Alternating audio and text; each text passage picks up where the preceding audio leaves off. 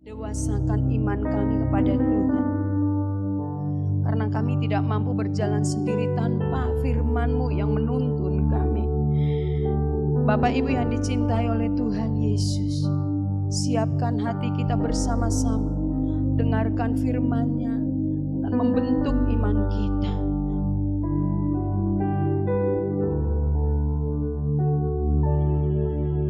Ku siapkan hatiku Tuhan untuk dengar firman-Mu saat ini. Ini jemaat-Mu siap mendengarkan Engkau Tuhan.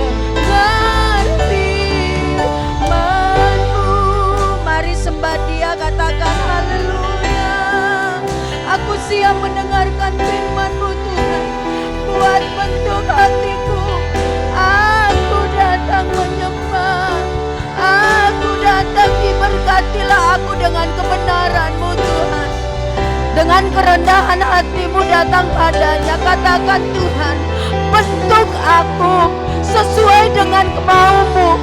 Tuhan, berkati aku dengan firman-Mu. Tuhan, bentuk pribadiku menjadi baik dan lebih baik lagi. Sembah Dia, katakan, aku siap mendengar firman-Mu. Aku siap, Tuhan. Siapkan hati Bapak Ibu semuanya. Siapkan berjumpa dengan Yesus. Katakan, aku rindu berjumpa denganmu lewat firman-Mu, Tuhan. Haleluya, haleluya, haleluya, haleluya. Makasih Tuhan, makasih Tuhan. Kau yang terbaik bagi kami, Kau yang membentuk kami. Haleluya.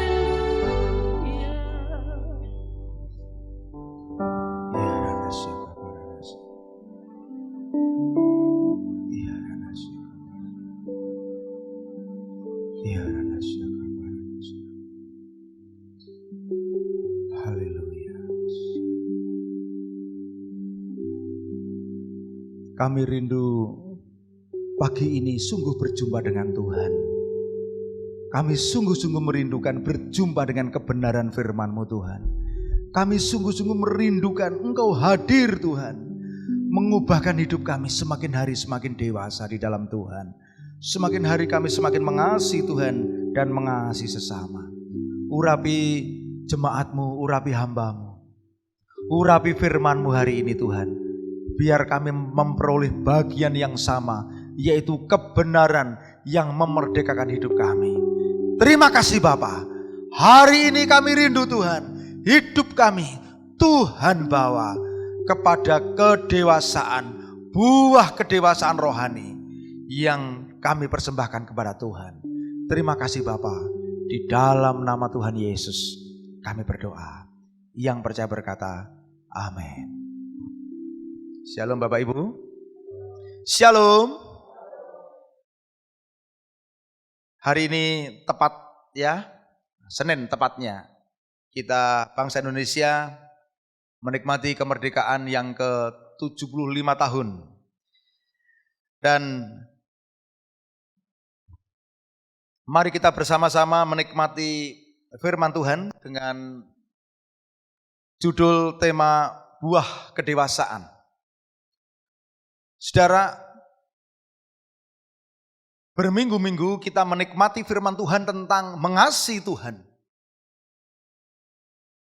Mengasihi Tuhan dengan segenap hati, dengan segenap jiwa, dengan segenap kekuatan, dengan segenap akal budi.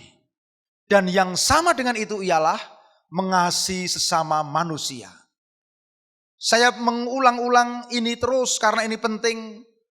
Banyak orang yang menganggap bahwa mengasihi Tuhan itu lebih penting daripada mengasihi sesama. Yesus katakan, dan hal yang sama ialah kasihlah sesamamu manusia. Banyak orang yang mementingkan, yang penting saya beribadah, yang penting saya melayani, yang penting saya melayani Tuhan, yang penting saya mengasihi Tuhan. Tetapi banyak orang yang tidak mengasihi sesama. Saya rindu firman Tuhan 2 minggu-minggu berturut-turut kemarin mengubahkan hidup kita. Yang setuju katakan amin.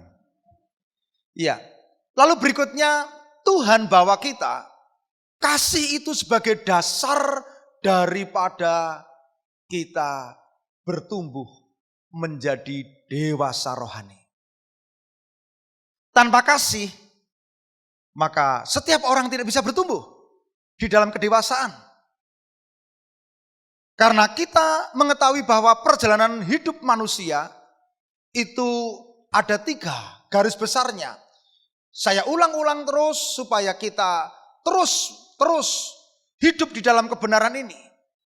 Semua orang mengalami hal yang sama. Yang pertama bahwa seseorang mengalami kelahiran baru. Justification. Setiap orang mengalami kelahiran baru. Rohnya dihidupkan. Tanpa roh yang dihidupkan, kita tidak bisa berhubungan dengan Tuhan. Oleh karena itu, seorang Kristen yang sudah percaya dan menerima Yesus pasti mengalami satu momen di mana dia menerima Yesus dan rohnya dihidupkan. Inilah yang namanya kelahiran baru. Saya ingin sekali ketika 3 hari yang lalu saya sungguh-sungguh merenungkan, saya ingin menambah topik tentang kelahiran baru ini di dalam kurikulum kelas selamat. Saya ingin kelahiran baru ini menjadi satu topik yang sangat penting. Ya. Namun sebenarnya sama seperti bayi butuhnya tidak hanya dilahirkan, tetapi setelah dilahirkan ada proses berikutnya, yaitu yang namanya pendewasaan. Inilah yang namanya pengudusan. Didewasakan itu namanya terus-menerus dibawa menjadi semakin dewasa.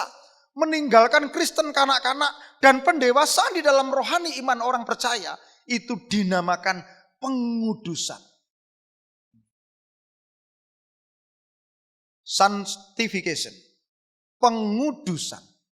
Oleh karena itu hidup kita ini dibawa terus-menerus dari meninggalkan manusia lama, terus-menerus hidup baru, menjadi manusia baru. Mengenakan nilai-nilai kerajaan Allah. Inilah namanya pendewasaan iman. Gereja Tuhan akan dibawa menjadi gereja yang dewasa. Ingat kita ini mempelai wanita Tuhan.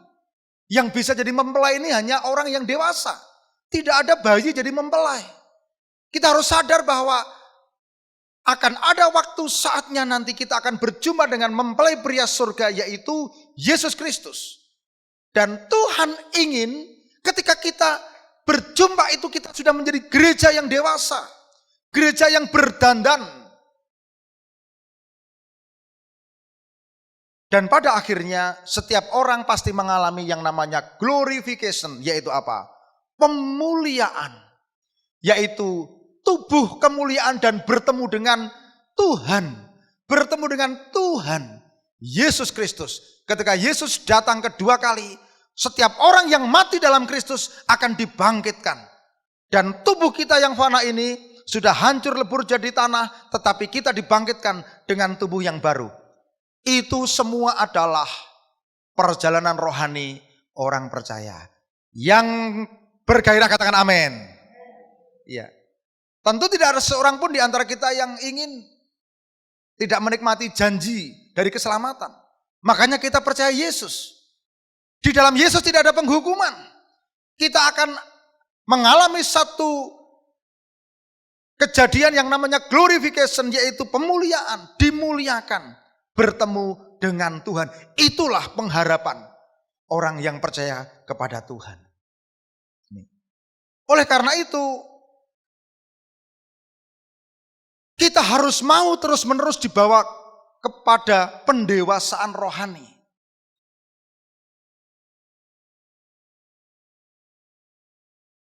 Rasul Paulus memberikan kesaksian tentang dirinya.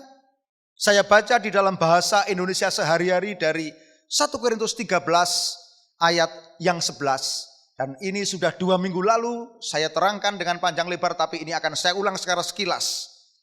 Demikianlah firman Tuhan. Pada waktu saya masih kecil, saya berbicara seperti anak kecil. Saya berperasaan seperti anak kecil, dan saya berpikir seperti anak kecil. Sekarang saya sudah dewasa, kelakuan saya yang kekanak-kanakan sudah saya buang. Dalam bahasa Indonesia, terjemahan baru dikatakan, dan ketika aku dewasa, aku meninggalkan sifat kanak-kanak itu.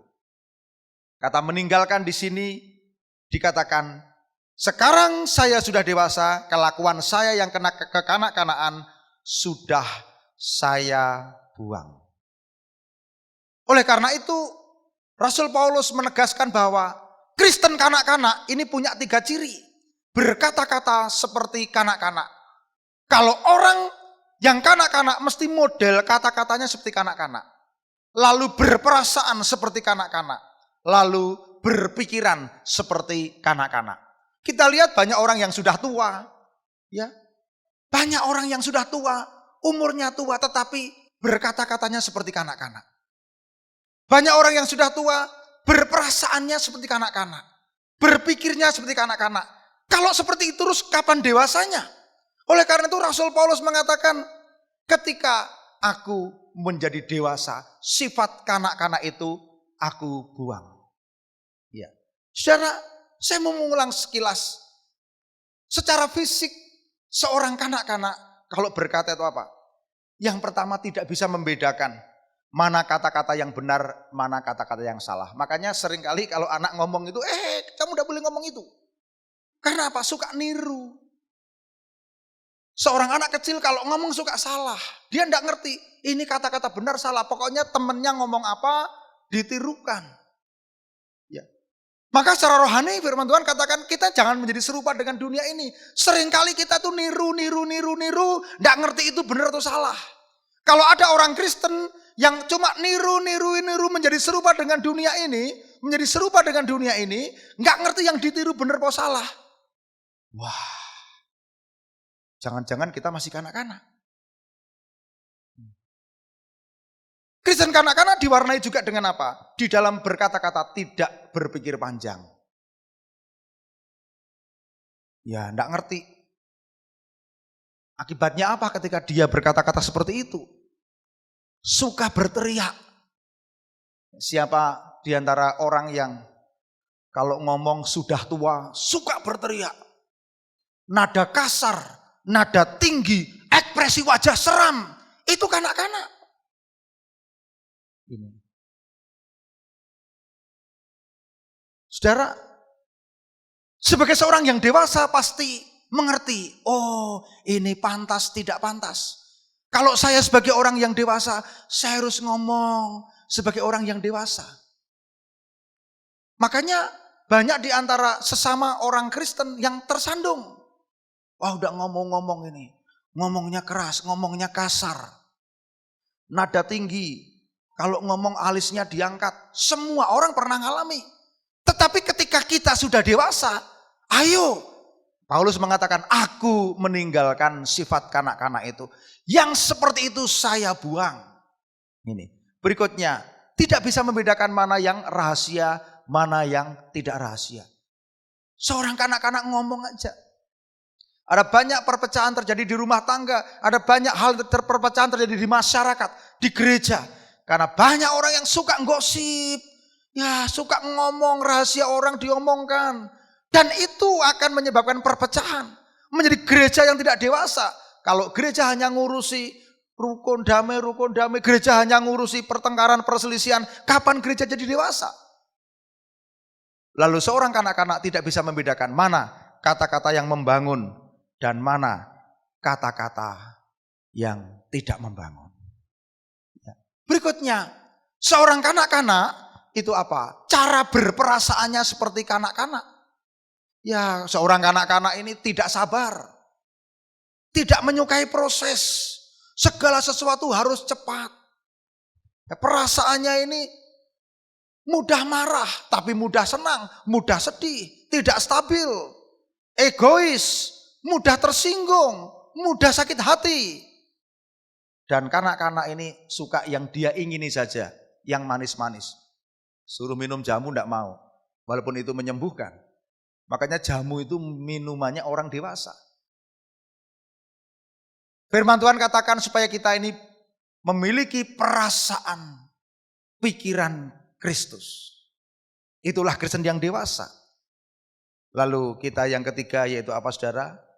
Kristen kanak-kanak memiliki ciri cara berpikirnya seperti kanak-kanak.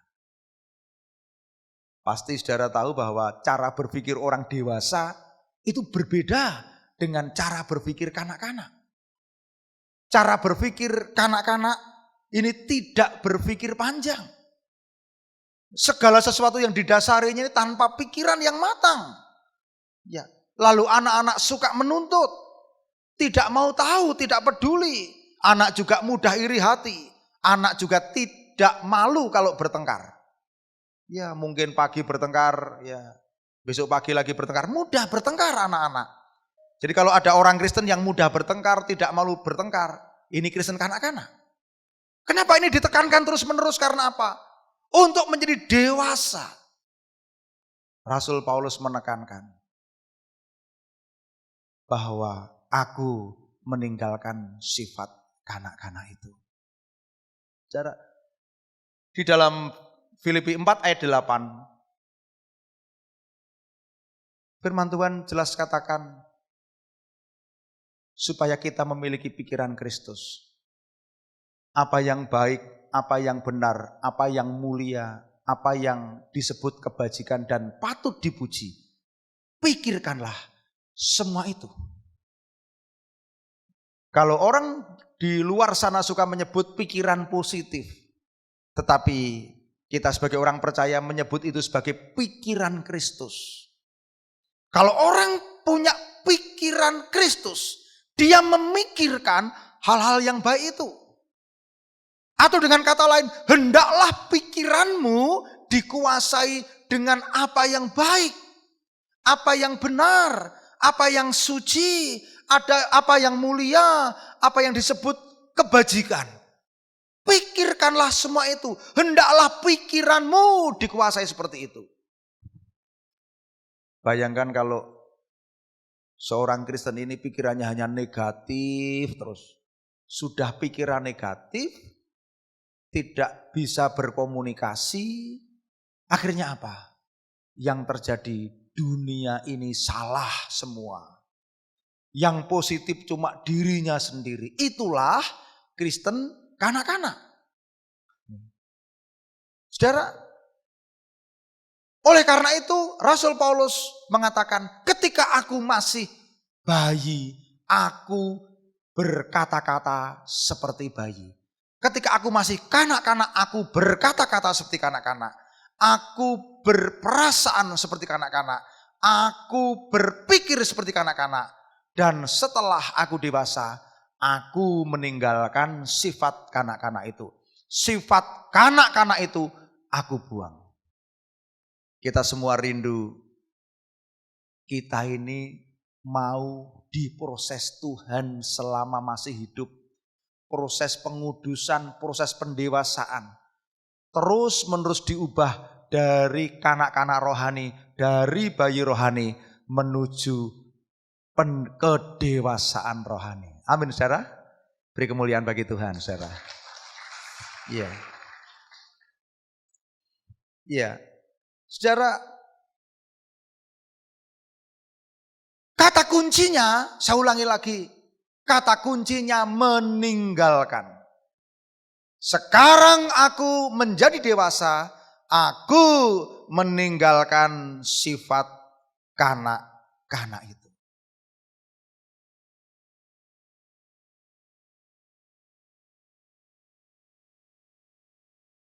Kata meninggalkan ini penting. Paulus menggunakan kata terjemahan di dalam bahasa Indonesia sehari-hari, sifat kanak-kanak itu aku buang. Oleh karena itu, buah daripada kekristenan yang dewasa, yang hari ini kita mau dengar bersama-sama, yaitu ada 3. Yang pertama, orang Kristen yang dewasa memiliki panca indera yang terlatih. Minggu kemarin kita sudah dengar firman Tuhan. Kristen dewasa ini memiliki panca indera yang terlatih. Kalau kita hidup, kita juga punya panca indera. Sebagai orang Kristen kita punya indera rohani yang terlatih. Lalu yang kedua, buah daripada kekristenan yang dewasa, yaitu apa? Hidupnya ini ada perubahan yang nyata. Namun perubahan ini ke arah Kristus. Perubahan di mana? Di dalam segala hal. Firman Tuhan minggu yang lalu kita sudah belajar dari Efesus pasal yang keempat. Berubah, bertumbuh di dalam segala hal ke arah Kristus. Mungkin ada anak yang juara, rapotnya hebat terus, tapi tidak pernah mau bersihkan kamar. Mungkin belajarnya hebat, bertumbuh, tapi tidak pernah rajin, dia malas. Mungkin ada orang yang berprestasi jadi atlet, tapi tidak punya sopan santun. Ya. Mungkin ada orang yang pinter, tetapi tidak pernah menggunakan talentanya untuk melayani Tuhan. Tidak pernah menggunakan karunia-Nya. Tuhan Tuhan mau supaya kita bertumbuh dalam segala hal ke arah Kristus. Itulah kedewasaan. Yang ketiga, ini yang saudara perlu kita tahu bahwa buah kekristenan yang dewasa yaitu mengasihi Tuhan dan sesama dengan bukti apa? Baca bersama-sama apa? Melayani.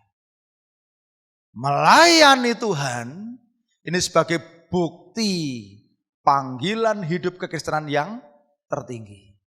Anak kecil maunya dilayani. Ya, anak kecil maunya hanya dilayani. Tetapi ketika sudah menjadi dewasa, bukti daripada kedewasaan itu bertanggung jawab, mandiri, bertumbuh, dan akhirnya melayani. Saudara, mari kita lihat yang pertama. Saya mau ulang lagi, saudara. Mari kita ulang lagi. Iya, seorang yang dewasa rohani memiliki panca indera yang terlatih. Ibrani pasal 5 ayat 14 kita baca bersama-sama 2, 3. Tetapi makanan keras adalah untuk orang-orang dewasa yang karena mempunyai panca indera yang terlatih untuk membedakan yang baik daripada yang jahat. Panca indera yang terlatih ini bukan indera jasmani tapi indera rohani. Mata kita punya mata jasmani, saya bisa lihat ini. Tapi sebenarnya kita juga punya mata rohani yang bisa melihat yang tidak kelihatan. Mari kita lihat. Panca indera yang pertama yaitu indera penglihatan, mata rohani. Seorang yang dewasa, mata rohaninya tajam. Bisa membedakan mana yang baik, mana yang jahat. Mana yang perlu dilakukan, mana yang tidak perlu dilakukan. Perhatikan. Seorang Kristen yang dewasa punya mata yang tajam, bisa bedakan. Ini benar, ini enggak benar. Bisa melihat. Makanya orang Kristen dewasa tidak berkompromi dengan dosa. Tidak membenarkan yang salah. Gara-gara temennya lalu, wah ini salah padahal benar. Wah ini benar padahal salah. Tidak bisa. Seorang Kristen yang dewasa memiliki panca indera bisa membedakan. Tajam, dalam bahasa Jawanya apa? Permono. Mata orang Kristen yang dewasa ini bisa melihat pengharapan di tengah-tengah kesesakan. Lihat saudara, kalau orang yang bayi ini adanya putus asa nangis merengek. Tetapi orang yang Kristen yang dewasa itu ketika mengalami kesulitan, mengalami tekanan, dia bisa melihat pengharapan. Perhatikan, pengharapan ini hanya bisa dilihat oleh orang yang punya iman. Saudara, makanya orang Kristen yang masih kanak-kanak, adanya coba mengeluh, saya punya masalah ini, wah ini bagaimana ini, udah ada, adanya cuma cutel. Ya. Tetapi ketika seseorang memiliki panca indera yaitu penglihatan rohani, Paulus mengatakan, bisa membedakan. Siapa di antara saudara yang sering mengalami masalah, jalan buntu. Tapi karena saudara sudah dibentuk Tuhan menjadi orang Kristen yang dewasa, saudara bisa melihat pengharapan. Makanya orang Kristen yang dewasa tidak putus asa. Saya punya slogan di kamar atas saya, walaupun krisis melemparkan aku di jurang yang paling bawah, namun hatiku sudah berada di puncak kemenangan karena mataku tertuju kepada Yesus yang sudah mati, disalib dan menang bagiku. Berikutnya, Orang Kristen yang dewasa, mata rohaninya melihat dan tajam. Dia bisa melihat kehendak Tuhan di balik sebuah peristiwa. Coba, ini dunia betul-betul digoncangkan. Oleh apa? Oleh pandemi corona ini, saudara-saudara. Banyak orang yang putus asa, stres, bunuh diri. Orang yang bunuh diri tidak bisa melihat pengharapan. Tapi orang yang ada di dalam Tuhan, mata rohaninya ini melihat kehendak Tuhan di balik peristiwa, melihat janji Tuhan di balik perintahnya. Bahkan ketika ada di tengah-tengah kesulitan, matanya bisa melihat perkara yang besar, melihat perkara yang lebih luas, melihat hal yang lebih jauh. Hati-hati saudara, kalau mata rohanimu itu hanya melihat hal-hal yang jasmani saja, ya hanya konflik ya. Coba lihat hal yang rohani. Lihat hal yang rohani, lihat terobosannya. Jangan hanya lihat resikonya, hambatannya, kesulitannya. Lihat pertolongan Tuhan. Itulah mata rohani. Indra mata rohani yang terlatih. Saudara, yang kedua, pendengaran. Pendengaran ini telinga. Saudara tahu bahwa pendengaran kita ini kan untuk mendengar. Tapi mendengar hal-hal yang memang kita dengar.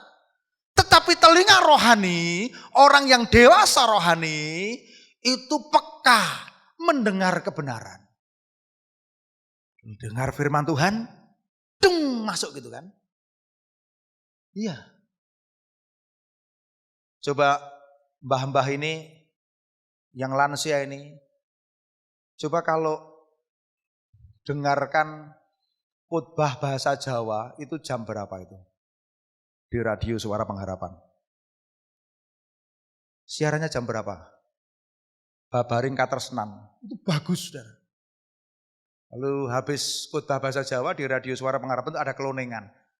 Orang-orang tua ini begitu dengar kelonengan kira-kira telinganya matok enggak? Matok. Waduh, enak. Coba dengar lagu-lagu yang ribet, matok enggak? Enggak matok. Memang setelannya beda-beda. Kalau orang tua dengar yang begitu, yang kelonengan, yang bahasa Jawa, yang apa, enak. Ini. Demikian juga telinga rohani kita.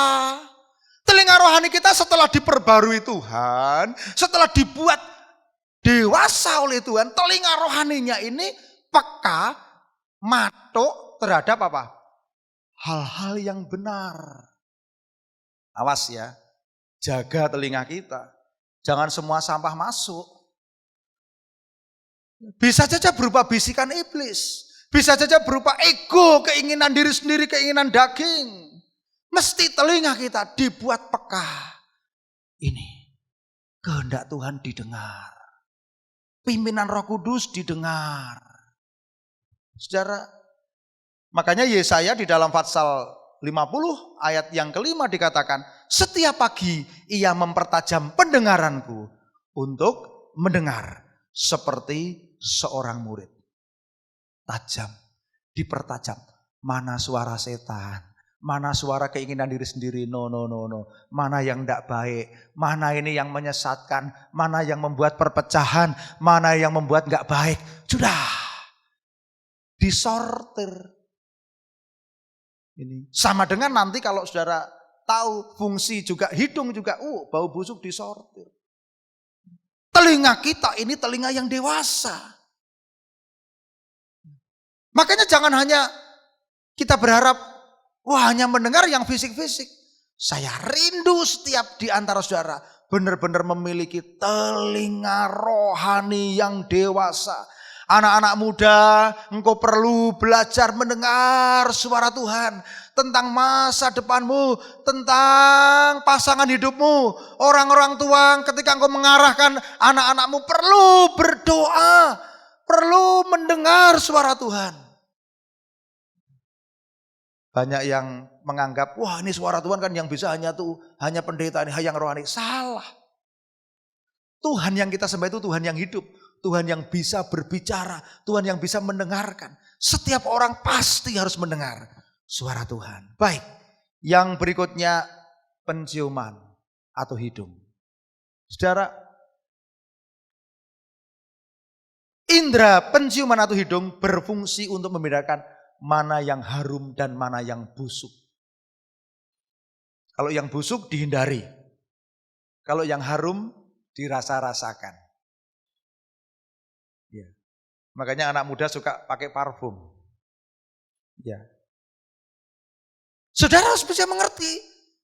Kristen yang dewasa berarti Kristen yang memiliki panca indera penciuman yang terlatih.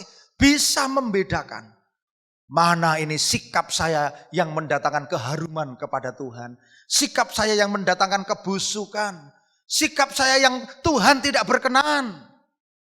Oleh karena itu,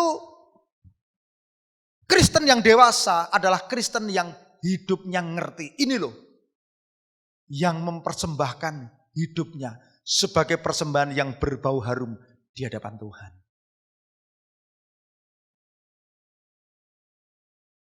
Kita harus sadar, dimanapun kita berada, kita harus mempersembahkan. Kata-kata kita harum enggak ya? Harus sadar. Sikap kita harum enggak ya? Perbuatan kita, pelayanan kita. Kita rindu semakin dewasa, semakin dewasa, semakin dewasa. Kita rindu untuk terus-menerus memberikan persembahan hidup yang berbau harum di hadapan Tuhan. Bisa membedakan mana harum yang mana yang tidak harum. Berikutnya indera pengecap, indera perasa. Saudara, saya yakin ketika saudara makan makanan enak dinikmati, ditelan. Coba kalau saudara makan sesuatu, misalnya ini sayur saya ini masih bisa diinget enggak ya? Masih bisa dimasak lagi enggak ya? Dirasakan dulu. Wah, kok sudah lunyu-lunyu, sudah enggak, langsung dimuntahkan. Indera perasa ini kan juga untuk merasakan mana yang pahit, mana yang manis. Ya. Oleh karena itu orang Kristen yang dewasa rohani, Paulus menyebut punya indera rohani yang terlatih. Bisa membedakan mana yang baik dan tidak baik, mana yang enak, yang tidak enak. Perhatikan. Ketika Kristen kanak-kanak ini menerima tantangan, hambatan, menerima pencobaan, langsung udah mau. Tapi Kristen dewasa ketika merasakan kok enggak enak ya? Dirasakan enggak enak ya? Tapi ini prosesnya. Makanya orang dewasa suka minum jamu, walaupun pahit ditelan. Sudah sadar itu enggak enak, pahit, tapi ditelan. Ada banyak orang Kristen yang bersedia diproses Tuhan. Walaupun rasanya enggak enak, tapi tahu ini. Bisa merasakan. Oh, ini prosesnya Tuhan, saya terima. Prosesnya Tuhan. Kristen yang kanak-kanak cenderung minta yang manis-manis saja. Kristen yang dewasa bisa mengecap, bisa merasakan.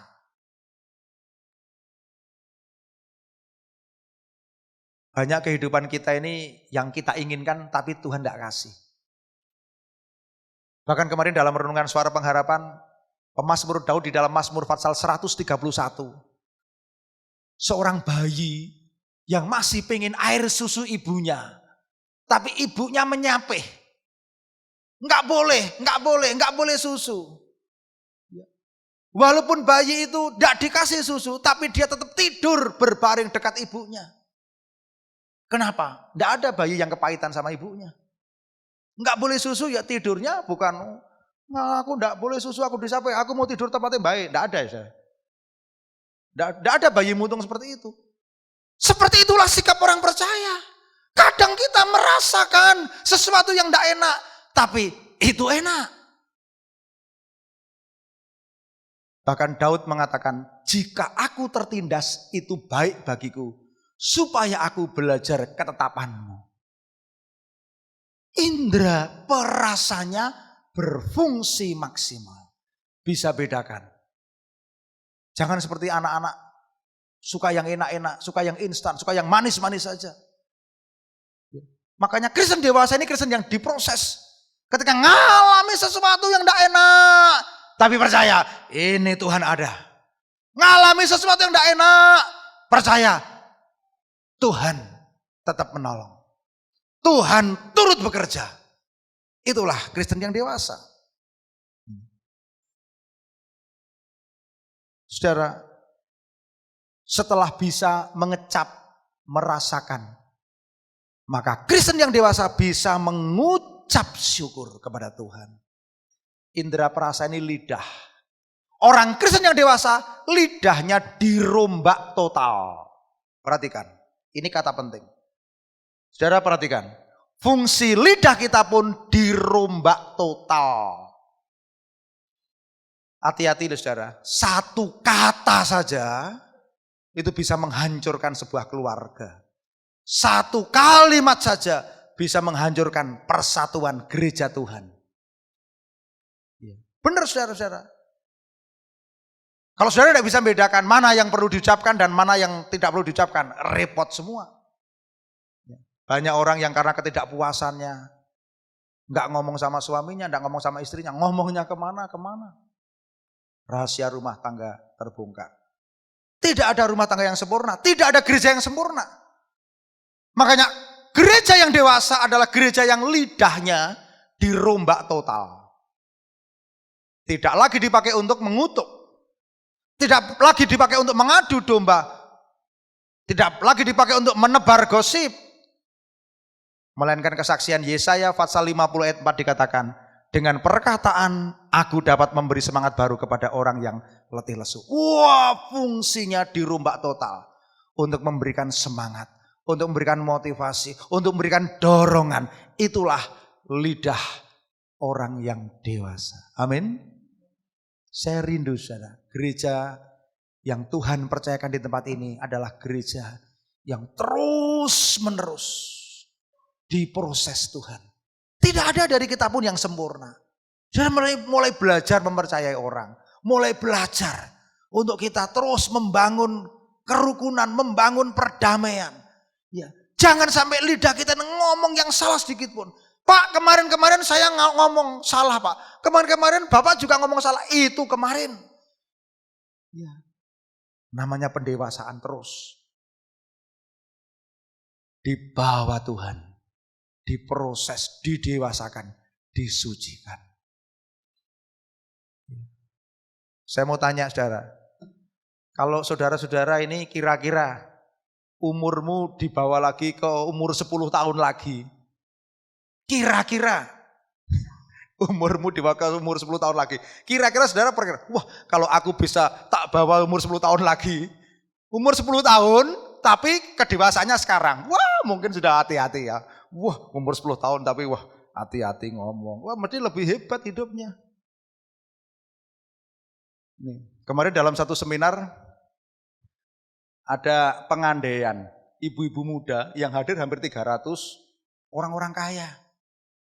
Ditanya, jika kamu diberi kesempatan untuk menikah lagi, apakah kamu akan menikah dengan suamimu yang sekarang? 80% menjawab tidak. Waduh, suaminya agak tersinggung. Saudara, perhatikan. Yang lalu ya sudah. Ya, Tuhan mau bawa panca indera kita, lidah kita menjadi lidah yang baru dan yang terakhir, fungsi lidah untuk memuliakan Tuhan. Amin. Amin. Ya. Saudara, yang terakhir, indera peraba. Saudara kalau diraba orang kan terasa ya.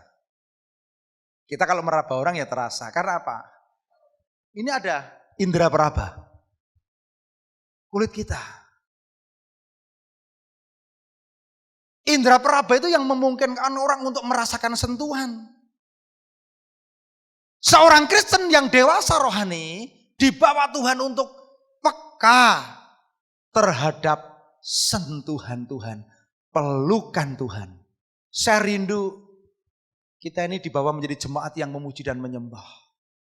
Bapa, sentuh hatiku, ubah hidupku. Ya, dijamah Tuhan, dilawat Tuhan, berjumpa dengan Tuhan. Jangan nanti kalau ada yang dilawat Tuhan, dijamah Tuhan, yang satunya ngomong gini, kuwi ngopo kuwi, enggak ya kuwi. Ngopo kuwi dadak ngopo nangis-nangis, ngopo dadak getar-getar. Saudara, ada orang yang dewasa rohani, mudah disentuh oleh Tuhan. Ada peristiwa kecil aja, aduh mudah disentuh Tuhan. Jangan sampai indera peraba kita mati rasa, bahaya saudara-saudara. Kita harus selalu mencari sentuhan dan jamahan, perjumpaan dengan Tuhan, pengenalan akan Tuhan. Terus menerus merasakan sentuhan firman, sentuhan Bapa. Lalu juga bisa membedakan, ini yang sentuhan yang benar ini yang tidak benar. Makanya banyak orang yang sudah dewasa rohani carinya ini kasih Tuhan. Tapi yang tidak ngerti ini carinya kasih dunia. Saudara, wah pakai narkoba gitu bisa apa namanya? Kalau gini namanya apa? Gedek-gedek itu namanya apa? Tripping ya? Wah gedek-gedek sewengi itu. Wow, rumangsane itu sentuhan kebahagiaan sejati itu palsu. Seorang Kristen yang sejati bisa merasakan, makanya tidak mencari kesenangan dunia.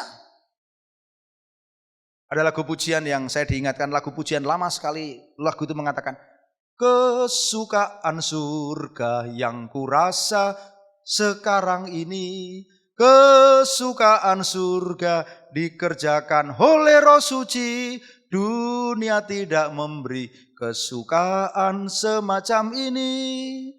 Makanya saya mau peringatkan, orang Kristen yang dewasa rohani tidak suka lagu-lagu dunia, saudara. Lagu dunia ini enggak ada manfaatnya, itu hanya sampai jiwa saja. Saya tidak menyalahkan saudara kalau saudara dengar lagu dunia, tapi jangan jadi kesukaan. Bahkan syair-syairnya itu mengisyaratkan syair-syair tentang hal-hal yang tidak baik. Budayawan saya lupa ini.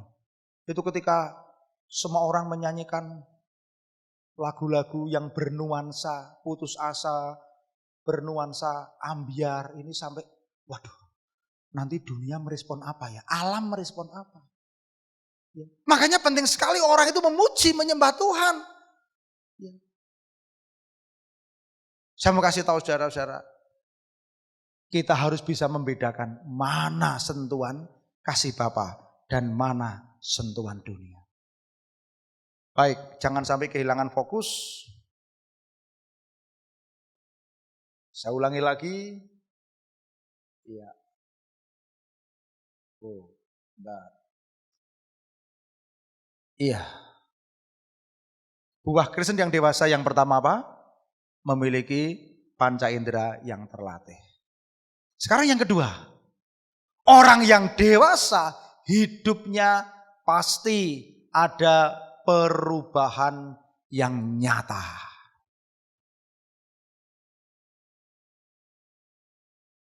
Ketika kita melihat pohon masih benih, melihat bertumbuh. Saya di samping sini menanam beberapa sayur. Saya menyaksikan bagaimana masih tomat kecil bertumbuh, terong kecil bertumbuh. Ada perubahan. Tidak hanya di fisiknya, tetapi apa yang dihasilkan. Orang yang dewasa rohani memiliki perubahan yang nyata. Kata nyata ini adalah kuncinya. Makanya dewasa rohani tidak hanya karena umur, karena pelayanan, jabatannya apa, bukan. Tetapi dewasa rohani yang pertama, hidup semakin mengenal Tuhan, hidup dalam tuntunan Roh Kudus, dan memiliki apa? Buah roh dalam hidupnya. Coba saudara kalau melihat orang kalau hidup di dalam kasih, Tentu orang mengatakan, wah sekarang dewasa ya. Kok mudah mengampuni ya. Saya ini paling nggak ngerti itu.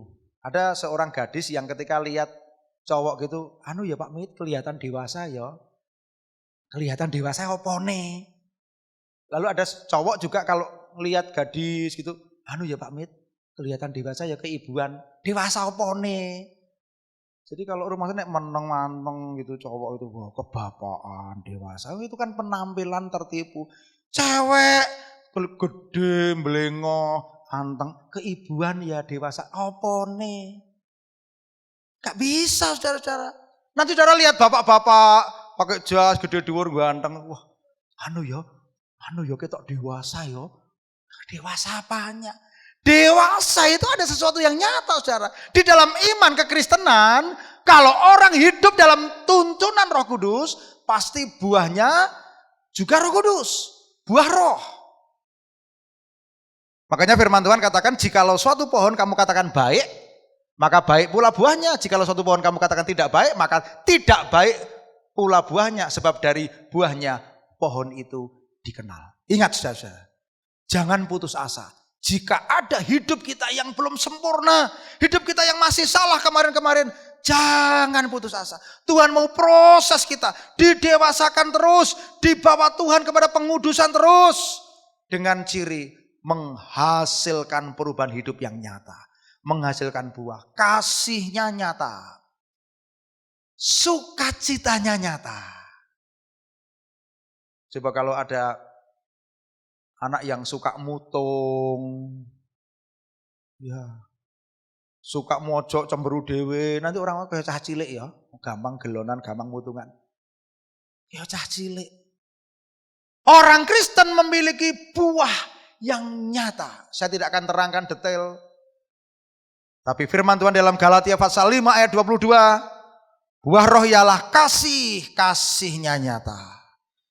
Sukacita, damai, sejahtera, kesabaran, kemurahan, kebaikan, kesetiaan, kelemah lembutan. Perhatikan, lemah lembut itu bukan lemah lembut gemulai gitu, lemah lembut halus gitu loh saudara. Saudara jangan tertipu. Banyak orang tuh halus itu ketika apa? Ketika masih pacaran. Wong alus nek arep utang gitu. Tapi coba nek ditagih, alusnya berubah. Ya kono omahku junjungan nek arep waduh, udah omongannya sudah ngawur. Orang yang dewasa, orang yang menguasai diri. Kok aku anyel ya, kok aku jengkel, tapi menguasai diri. Nah terus pripun Bu? Kita tuh gagal dulu. Ya dulu. Sekarang kita mesti bertumbuh menjadi orang yang dewasa. Berbuahkan roh. Menguasai diri. Kalau saudara diundang makan gitu. Lalu saudara kalau makan gitu. Bagi kita orang timur kalau makan diundang makan ya sekedar makan. Kalau dipaksa imbuh. Pak Tanduk dipaksa loh, ya apa boleh buat? Imbuhnya apa boleh buat saudara-saudara? Tapi kalau anak kecil, wah jika Pak kalau ini lagi, wah nggak bisa menguasai diri ini, semua dimakan ini. Wah berarti anak kecil. Coba perhatikan saudara, saya tidak akan terangkan ini dari sisi teologisnya, saya terangkan dari hal yang praktis saja saudara. Orang kalau menguasai diri, ya udah tahu tensi, ada sate langsung matanya jebret langsung. Ya sakit. Ya. Saudara, orang yang dewasa rohani ini mesti dicirikan dengan buah kasih, sukacita, damai sejahtera, kesabaran. Kesabaran itu bukan kesabaran itu. Kalau saudara lihat definisinya, sabar ini dapat menanggung segala sesuatu di dalam kondisi apapun. Bukan dengan kekuatan diri sendiri, tapi dengan kekuatan Tuhan. Coba perhatikan. Siapa di antara saudara-saudara yang ingin menjadi dewasa dalam Tuhan, angkat tangan. Ya. Ngomong kanan kirinya, jangan kekanak-kanakan. Tinggalkan sifat kanak-kanak itu. Ya, pasti. Yang ketiga. Baik. Yang ketiga, buah daripada kedewasaan rohani yaitu melayani. Bukti mengasihi Tuhan dan mengasihi sesama itu melayani. Orang dewasa pasti bertumbuh bisa mandiri, bisa mengasihi Tuhan dan jemaat.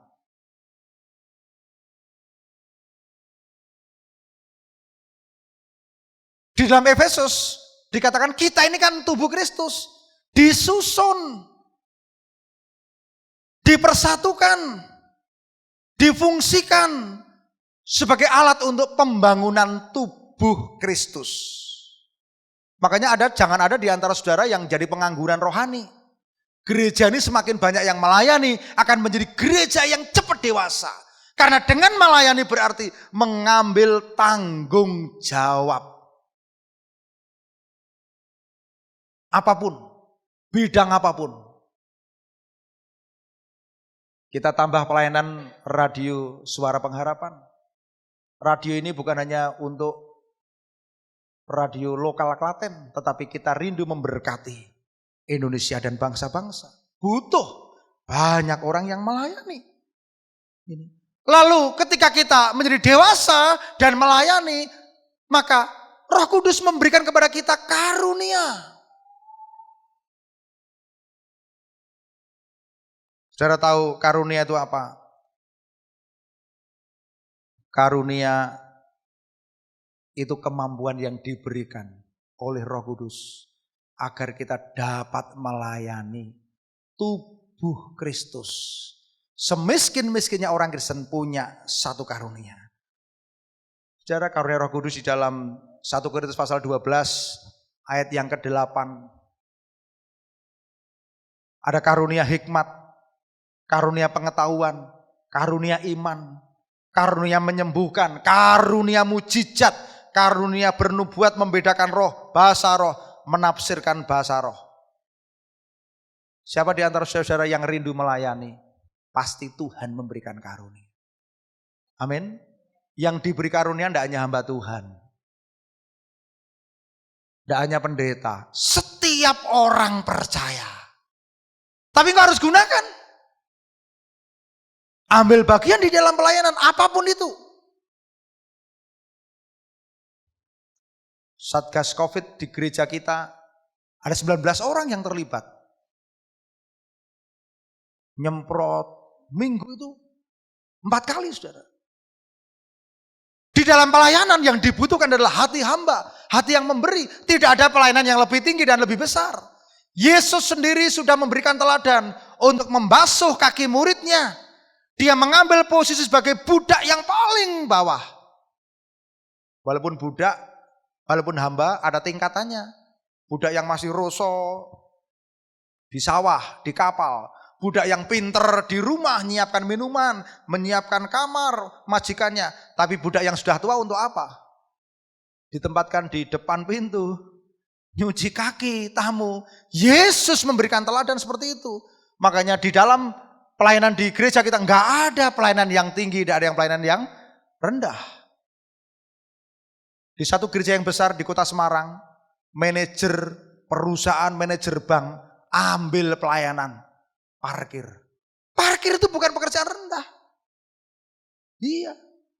Apapun yang saudara lakukan, kalau saudara setia kepada perkara yang kecil, Tuhan akan memberikan kepercayaan perkara yang besar.